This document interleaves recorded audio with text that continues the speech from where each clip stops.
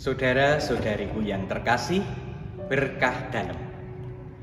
Dalam masa pendidikan di seminari, saya dikenalkan akan satu kebiasaan yang sudah dihidupi dan dipelihara di dalam gereja selama berabad-abad, yaitu visitasi atau kunjungan kepada Sakramen Maha Kudus. Setelah makan, biasanya para frater, romo, itu mampir ke kapel untuk sejenak berdoa dan melakukan kunjungan kepada Sakramen Maha Kudus. Kebiasaan yang disebut dengan visitasi atau kunjungan ini juga menjadi kebiasaan umat yang dihidupi dengan berbagai macam bentuknya. Saya mengalami dan menyaksikan sendiri bagaimana di banyak tempat umat itu sering meluangkan waktu untuk sejenak di sekitar jam istirahat kerja datang berkunjung kepada Tuhan, entah itu dengan datang ke gereja atau datang ke taman doa di sekitar gereja, menyalakan lilin atau berdoa di depan salib dan semacamnya. Tidak sedikit pula banyak umat yang ketika melewati depan gereja atau kapel itu lalu mengucapkan doa singkat dan membuat tanda salib. Semua tindakan kesalehan rohani tadi akhirnya menuntun saya pada satu kesimpulan, satu penyadaran bahwa rutinitas hidup harian kita dengan segala macam kegiatannya itu tidak terlepas dari Tuhan. Semuanya tidak terlepas dari peran serta dan penyertaan Tuhan.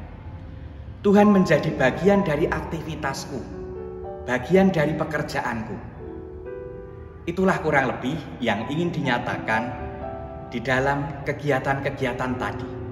Tuhan menjadi bagian dari pekerjaanku, bagian dari seluruh kegiatan-kegiatanku.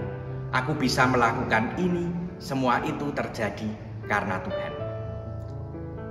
Ketika kita bersama mampu untuk menyadari hal ini, yaitu keterhubungan kita dengan Tuhan di dalam seluruh kerja dan aktivitas kita, maka yang tumbuh adalah kerendahan hati.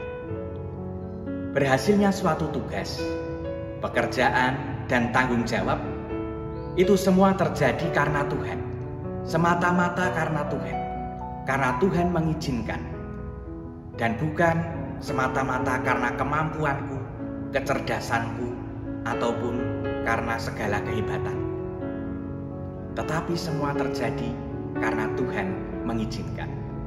Toh seandainya kalau apa yang kita rencanakan, kita upayakan itu tidak sesuai, tidak terjadi seperti apa yang kita bayangkan, kita telah mengupayakan yang terbaik. Tuhan mempunyai rencana yang berbeda mungkin dengan apa yang kita upayakan. Tuhan sendiri bersabda di dalam bacaan Injil untuk hari ini, "Di luar aku, kamu tidak dapat berbuat apa-apa. Di luar aku, kamu tidak dapat berbuah. Ranting tidak dapat berbuah dari dirinya sendiri kalau ia terpisah dari sang pokok anggur." Untuk itu, semangat kerendahan hati kiranya perlu untuk terus-menerus kita upayakan di dalam kehidupan kita. Itu pula lah yang dihidupi oleh Santo Yusuf, yang pada tahun ini secara khusus kita mohonkan doa dan perlindungannya. Untuk itu, marilah kita berdoa. Santo Yusuf, doakanlah kami. Ajarlah kami menjadi orang-orang yang rendah hati. Berkah dalam.